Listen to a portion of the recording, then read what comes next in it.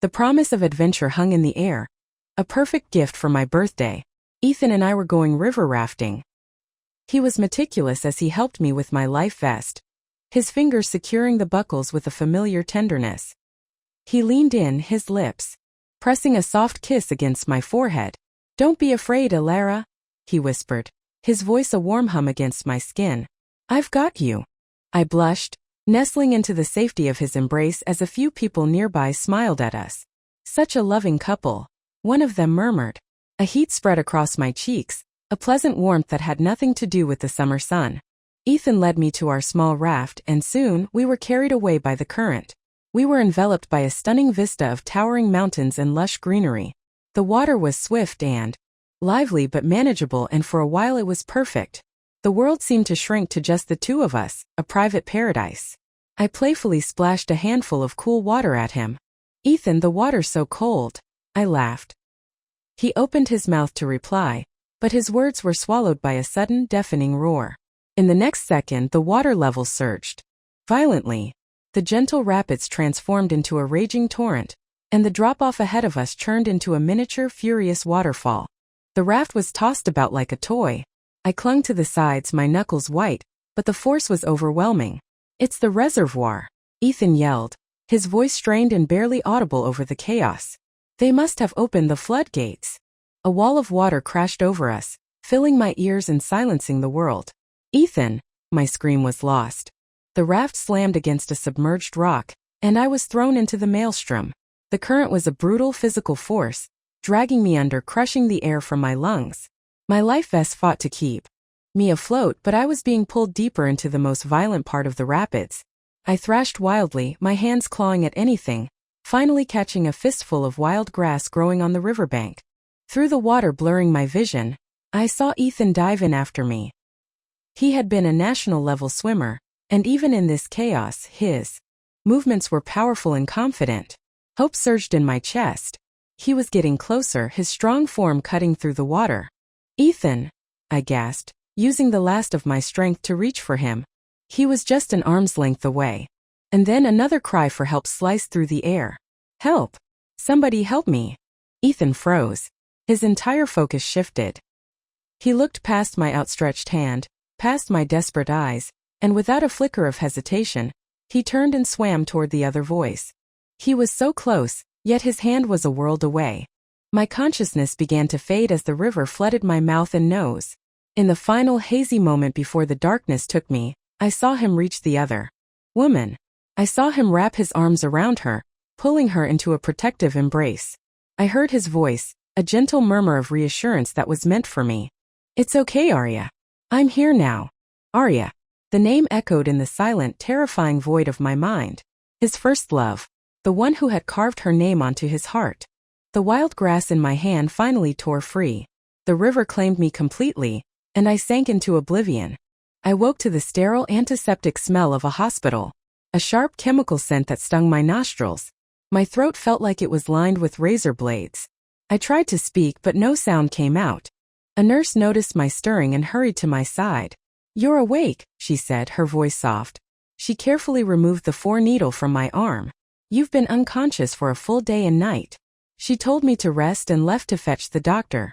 A kind-faced woman with sorrow in her eyes entered soon after. She looked at me with a profound pity that made my stomach clench. "You were in the water for a very long time," she began gently. We couldn't save the child." My heart stopped. A violent cough seized me, and I tasted the metallic tang of blood. "What child?" I rasped. Her expression was pained. "You were 1 month pregnant." She hesitated, her gaze dropping to her hands before meeting mine again. "And because of a previous termination, your uterine wall was already very fragile. So," she took a deep breath, "there's a very high probability that you won't be able to conceive again." The word struck me like lightning. I shook my head, a frantic, desperate denial. "No. Impossible." Tears streamed down my face without my consent. I struggled to sit up, my eyes pleading with her. "You're lying, aren't you? This is a mistake." The doctor lowered her gaze. "I'm so sorry. All strength abandoned me." I slumped back against the pillows, a profound bone-deep cold spreading through me. She moved to help me, her touch gentle. "The police contacted your husband." she said quietly. For some reason he hasn't come. The salt of my tears touched my lips. I closed my eyes, my body trembling uncontrollably. Please just leave me alone. I choked out, the words mangled by grief. I want to be alone. When the door clicked shut, I pulled the thin hospital blanket over my head, creating a small dark tent of misery. I bit down hard on my own hand, trying to muffle the sounds, but the agony was too immense. A guttural, wounded cry escaped from the depths of my soul, raw and animalistic, a howl of loss that the flimsy blanket could not contain. Ethan finally arrived the next afternoon. He looked at me, and the very first words out of his mouth were an explanation.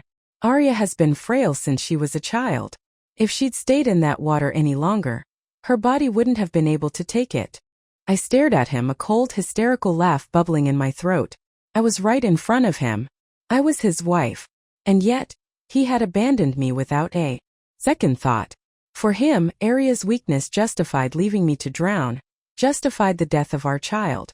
The thought was so repulsive it made me gag. Seeing my lack of response, he took my hand, his expression softening into that familiar, tender look. Besides, he said softly, I knew you'd find a way to save yourself. My Elara is the cleverest of them all. A wave of nausea washed over me. The doctor had told me that a fisherman downstream had found me, pulling my lifeless body from the water just in time. Another 30 minutes, she'd said, and it would have been 2 corpses. Ethan's excuses were nothing but a pathetic attempt to soothe his own conscience. Tears welled in my eyes, hot with a hatred I had never known. My voice, when it finally came, was a raw, painful scrape. Why did it take you so long to get here? He seemed taken aback by the question. He tucked the blanket around me, his movements practiced and gentle. Arya was terrified. She couldn't stop crying, so I had to stay with her. A bitter taste flooded my mouth. The man before me was a stranger. While Arya was crying from fear, I was lying in a hospital, suspended between life and death. While he was comforting her to sleep, I was losing the only child I would ever have. And the most laughable part? After 8 years of marriage, he could still recognize Arya's voice in an instant across a raging river. Go be with Arya, I said, my voice flat. Ethan frowned. What did you say? I met his eyes, my own devoid of warmth.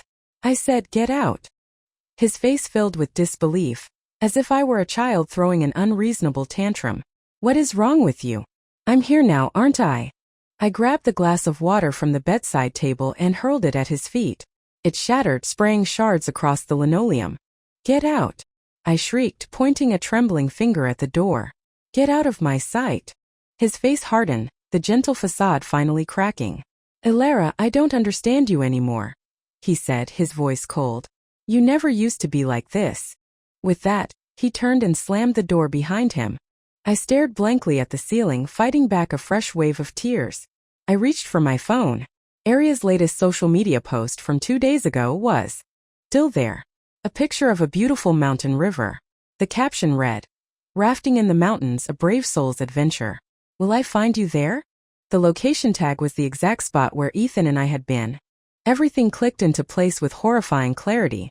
It wasn't a coincidence. It wasn't fate. This entire, tragic day had been a reunion, deliberately orchestrated by the man I called my husband. I closed my eyes and laid a hand on my empty womb, and finally, I let myself break. My mind drifted back to when I was 22, the first time I discovered I was pregnant. I had handed the test report to Ethan, my heart pounding with a mixture of fear and excitement. He had looked at it, his face unreadable, completely devoid of joy. Elara, he'd said calmly, we can't have this child. His words plunged me into an icy abyss. Why? His gaze was gentle, but his words were daggers. Your life is just beginning. I don't want a baby to hold you back. I shook my head, tears streaming down my face. No, I want to keep him. I want our baby. He didn't argue. He just watched me, a silent, patient pressure, waiting for me to surrender. In the end, I lost that child too. I was 6 months along, and the induced labor led to a severe hemorrhage that nearly killed me. I was unconscious for 3 days. When I woke up, Ethan held me and whispered, we can have more children in the future. I was broken. The trauma had damaged my body, and for 8 years of marriage I never conceived again. His parents, desperate for a grandchild, had even threatened to disown him if he didn't leave me. But he had held my hand tightly, his voice firm. I will never leave her. Never. Back then I thought his loyalty made all the pain worthwhile. But now I realized the horrifying truth. Ethan had never wanted a child with me. The next day, after her routine check, the doctor sighed. Miss Shun, your body is extremely weak. You must avoid intense emotional distress, or your recovery will be very difficult. I nodded numbly. I understand. She left, but a moment later, the door creaked open again. My head snapped up. Two familiar figures stood in the doorway. Elara, it's been a while. An involuntary tremor ran through me. My body remembered her before my mind could fully process it. A primal fear encoded in my DNA. Ethan led Arya to my bedside. He looked at her with an expression of fond exasperation. Arya heard you were in the hospital. She insisted on coming to see you. As if on cue, Arya's eyes filled with tears, her face a mask of pitiful regret. Elara, it's all my fault, she said, her voice trembling. If Ethan hadn't saved me, you wouldn't be in the hospital. The malice in her words was so thinly veiled it was transparent. But Ethan rushed to her defense. How could it be your fault? I would have saved anyone I saw drowning, even a stranger. I watched him paint himself as a hero, and the urge to laugh was almost unbearable. Your acting is pathetic, Arya. At my words, her tears began to fall in earnest. Elara, I know you won't forgive me, but I am truly sorry. Ethan's heart broke at the sight of her tears. He turned on me, his face contorted with anger. She came here to apologize to you. What more do you want? Do you have to make a scene and ruin everyone's peace? A cold sneer formed on my lips. Ethan, have you ever realized how much you resemble a dog? I said, my voice dripping with contempt. When you had your accident, Arya abandoned you and fled the country without a second thought. Now she snaps her fingers and you come running back wagging your tail. I had hit a nerve. A dark, furious red flooded his eyes. Shut up, he roared. He glanced nervously at Arya. She told me her parents forced her to leave back then. I let out a short, bitter laugh. Of course, they had been in contact all along. Years ago, Ethan and Arya had been engaged. But just before the wedding, he had a horrific car accident. In one fell swoop, Ethan went from being a celebrated national athlete to a man who might never swim again. The doctors said he might be paralyzed for life. When Arya heard the news, she was on a plane out of the country by nightfall. I had been silently in love with him for 3 years. I went to see him, using the excuse that I was just a concerned classmate. He was at his lowest point, a shattered man who tried to take his own life multiple times. I was the one who stayed. I stayed by his side day and night, through the rages and the despair, helping him with his physical therapy, coaxing him back to life, until he finally stood on his own 2 feet again. And now Arya offers one pathetic, flimsy excuse, and he believes her without question. You make me sick, Ethan. I reached for the call button. Are you two going to leave on your own? Or should I have a nurse throw you out? They exchanged a look. You'll regret this, Elara, Ethan said finally, his voice low and menacing. Then he took Arya's arm and left. I took several deep, shuddering breaths, forcing a semblance of calm. My mind was clearer than it had ever been. There was only one possible path forward. I had to divorce him. That night, I began consulting with a lawyer. As I scrolled through the notes on divorce proceedings, a cold resolve settled over me. If Ethan loved Arya so much, I would grant him his wish. The traitor and the snake deserved each other. But another, more urgent thought surfaced. If I stayed here, Ethan would never leave me in peace.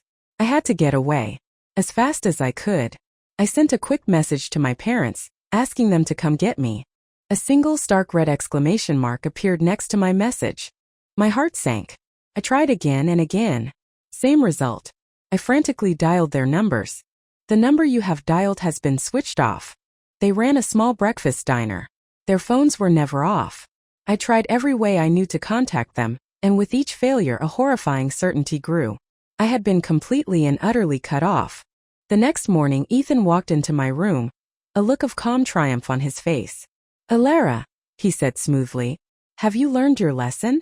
I stared at him, my hatred so intense I could taste it. What did you do? He chuckled. I told them your phone was stolen.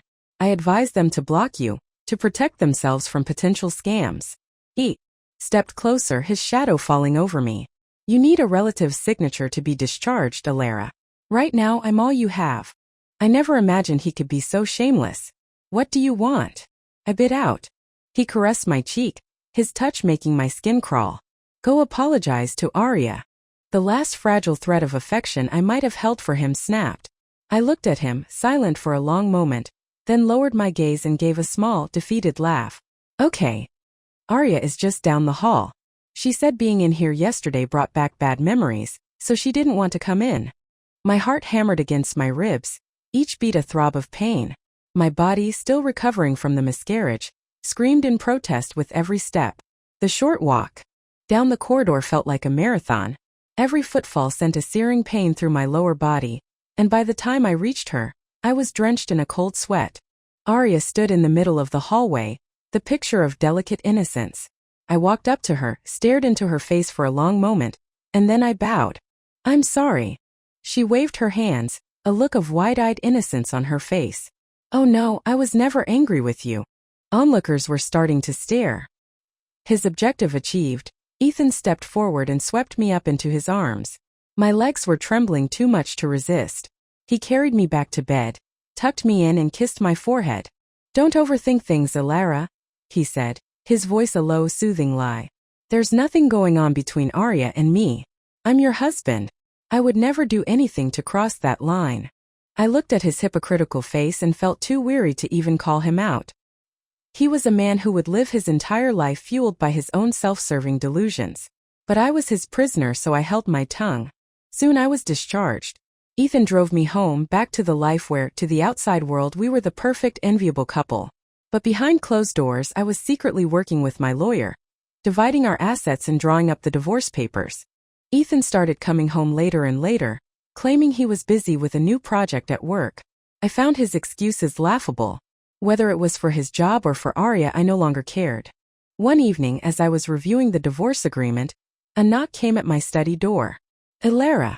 I quickly shoved the papers into a drawer just as he opened the door. He noticed the furtive movement and frowned, but I cut him off.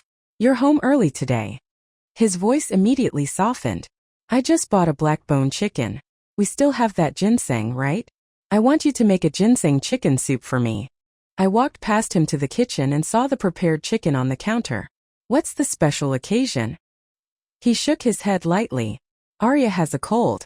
I thought some soup would do her good. I looked at him, and it took all my willpower not to laugh out loud. The rare 100-year-old ginseng he was referring to was one he had bought for a fortune years ago, specifically to help me regulate my health after the damage he had caused. Now it was to be a tool for his courtship. All right, I understand, I said, my voice even. If she's sick, she should definitely have something nourishing. Ethan seemed pleased by my rare display of compliance. He wrapped his arms around me. I'm glad you're not jealous, Elara, he said. We grew up together. I only see her as a little sister now. He gave me a few more instructions before leaving in a hurry. The moment he was gone, I tore off the clothes he had touched and threw them in the trash. I put the chicken in the pot, but instead of the precious ginseng, I chopped up a handful of bitter radish greens. Then I emptied an entire bag of salt into the broth. My final gift to Arya. With that done, I called a moving company. As they cleared out my belongings, I placed the divorce agreement on his desk, held down by a single black pen. My signature was already on it.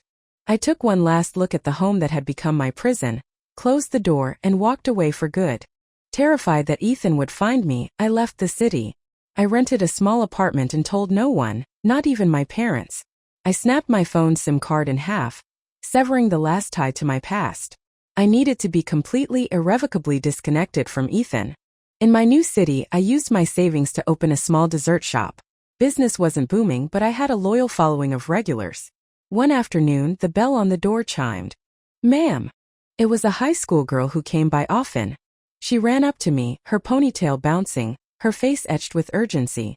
She held out her phone, a video playing on the screen. Is this you? She asked anxiously. My world tilted. On the screen was my wedding photo. The video was short. In it, a haggard, heartbroken Ethan pleaded for his wife's return. He spoke of how his work had consumed him, how he had neglected her, and how his carelessness had driven her away. His raw, emotional performance, combined with his handsome face, had made the video go viral. People recognized him as the former national athlete. A romantic, tragic narrative began to form. The fallen prodigy and the little son who saved him. This is straight out of a redemption novel. It's more like a runaway bride story now. CEO looking for his lost love. Oh my God. How could anyone leave a man like Ethan? If she doesn't want him, I'll take him. The comments were a sea of envy and adoration. No one knew the truth of what I had endured when he was paralyzed. No one knew about his rages. The glass he'd thrown that split my forehead open. The blood that had blinded me as I still crawled toward him, whispering, "Ethan, I'm here."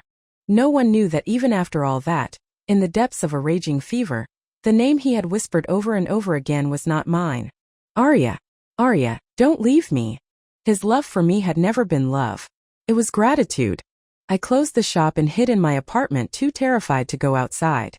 Ethan was supposed to sign the papers. He loved Arya. Why wouldn't he agree to a divorce? My head throbbed. I was starving, but the thought of food made me sick. Finally, I ordered a small bowl of porridge. When the doorbell rang, I struggled to my feet. My legs were numb from kneeling on the floor for hours. I stumbled to the door and opened it a crack. It was thrown open from the outside with violent force. I fell backward, staring up in disbelief at the figure looming over me. Ethan. He stood there, his expression unreadable, looking down at me. Elara, he said, his voice dangerously calm. Did I say I agreed to a divorce? I pushed myself up against a wall, my voice steady despite the trembling of my body. So, his composure cracked. He took a step toward me. Elara, I know you're still angry about Arya. How many times do I have to tell you? There's nothing between us. I told you I would never leave you.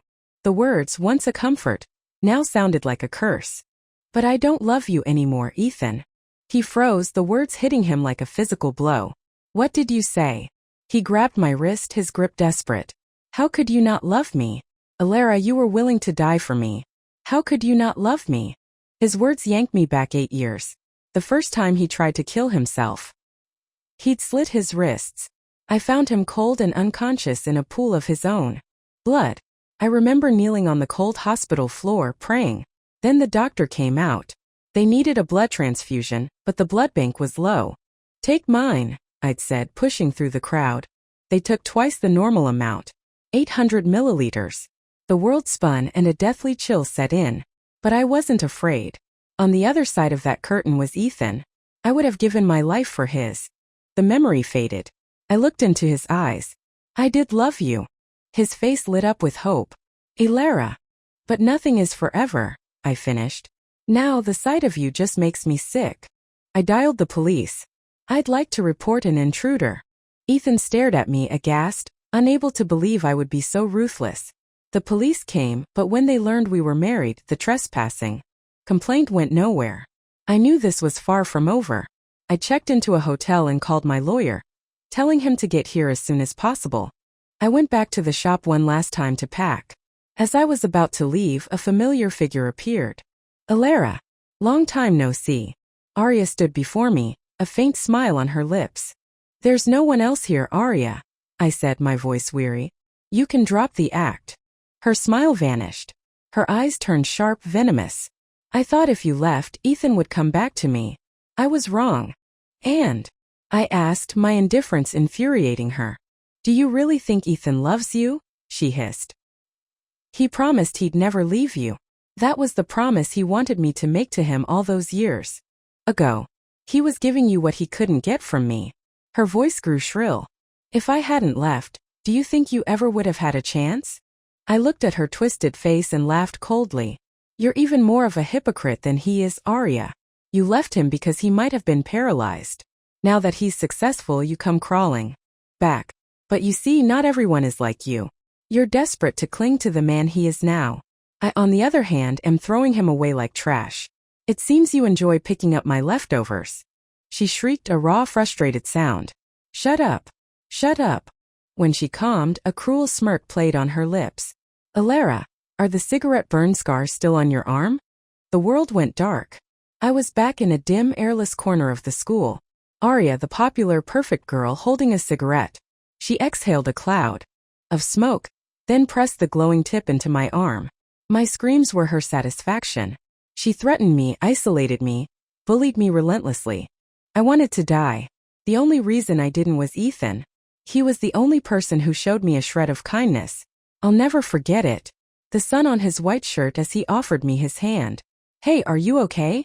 For that single moment of warmth, I flew toward him like a moth to a flame. Aria's voice pulled me back to the present. "Did you really think Ethan didn't know I was bullying you?" She giggled, a sickeningly sweet sound.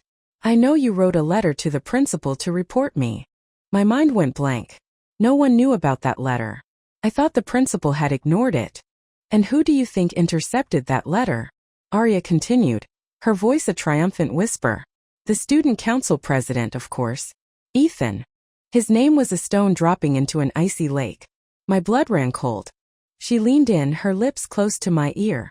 "Do you want to know what he said to me back then?" she whispered. "He said, 'Don't play with her so much that you kill her.'" Ha ha ha ha ha. Tears fell, hot and silent.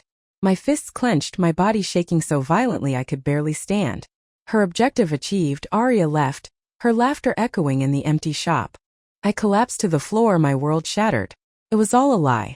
From the very beginning. That's why he never asked about the ugly, puckered scars on my arms. I thought it was because he loved me unconditionally.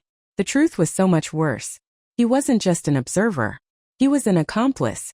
A raw, broken scream tore from my throat. Ethan waited outside my hotel room every day for a week, growing more haggard with each passing hour. On the 7th day, I opened the door. He rushed forward. "Elara." I looked into his bloodshot eyes as if he were a stranger. "Ethan, we're over." "No," he pleaded. "What if I told you," I said, my voice devoid of all emotion, "that I would rather sleep with any other man in the world, be called a whore by everyone, than ever be with you again?" He flinched, speechless. "It was never love," I said, a deep weariness settling over me. "It was just an obsession. For both of us. If you have a single shred of dignity left, sign the divorce papers." He closed his eyes, a single tear tracing a path down his unshaven cheek. He finally nodded, a broken man. "Fine." He stumbled back a few steps. "We'll see how well you survive without me." He turned and walked away, and this time he didn't look back. A strange sense of release washed over me. We met at the city hall on a bright sunny day, just like the day he had first offered me his hand. Aria was with him, her head held high, triumphant. The moment the divorce certificate was in my hand, I was finally truly free. Ethan thought I couldn't live without him. The truth was I had been living for him. I had given up my career as a project manager, my dreams, my freedom, all for him. 8 years. It was so long I had almost forgotten how capable I once was. From this moment on, I was taking my life back. But Ethan wasn't done. He started to systematically destroy my life. I was fired from my new job. Every interview I had ended in failure. Then the call came from my mother. "Elara, the police took your father." Her voice was choked with sobs. "They said some customers got sick from our food." I closed my eyes. I knew it was him. As I stood on the street, paralyzed by a fresh wave of despair, a black sedan pulled up. The window rolled down. It was Ethan. He was watching me. He would never let me go. He would push me to the brink, corner me, and wait for me to come crawling back. Delusional bastard. My father was released after we paid a hefty compensation. That was the moment I knew. Running was not an option. If Ethan wouldn't let me go, then I would drag them all to hell with me. I hired professionals. I laid out the entire story, every sordid detail, every lie, every scar. Thanks to the fame Ethan had so carefully cultivated, my video exploded. WTF? He saves his ex over his drowning pregnant wife? Scumbag of the year. Arya's the worst. Why do guys always fall for these fake, manipulative women? He was comforting his mistress while his wife was miscarrying his child. That's not just an emotional affair, it's pure evil. The internet was on fire. Then I released the story of the bullying. A tidal wave of support poured in from others who had similar experiences. Arya's identity was exposed, and the public backlash was swift and brutal. The stock of Ethan's company plummeted. He tried desperately to find me, but I was already on a plane to London. I knew this wasn't enough to destroy him. It was time for the final move. I still knew all his passwords. I hired a hacker to access his company's servers and copy a sensitive bid proposal for a prime piece of land. The one project that could save his company. With a single click, I sent the file to his biggest competitor. He was not getting away with this. A month later, news of the Song Corporation's bankruptcy broke. I booked a flight home. As soon as I landed, my phone rang. A familiar number. I answered. "You finally picked up." Ethan's voice was hollow. I said nothing. "Elara," he pleaded. "The rooftop of the Song building. I want to see you one last time." I knew what he was planning. I took a taxi to the once gleaming tower, now a monument to failure. He was standing near the edge. "You came," he said. "Do you have anything else to say?" He struggled for words. "I have to know," he choked out, his voice trembling. Did you really lose the baby?" My silence was his answer. He covered his face and wept. "Elara, I'm so sorry. I know you were the one who leaked the bid. I don't blame you. I deserved it," he mumbled to himself. "We were together for 8 years." He took a step backward. 1. Another step. 2. He took 7 steps in total. "What I owe you," he said, a bitter smile on his face, "I now repay." He looked at me one last time, his eyes full of a pain I could no longer feel. "Elara."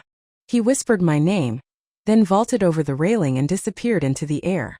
I closed my eyes, the only sound the wind whistling past my ears. It was over. A month later, I read that Arya had been admitted to a psychiatric hospital. I had avenged the scarred girl of 18, and the grieving woman of 30. And now, for the first time, my own life was just beginning.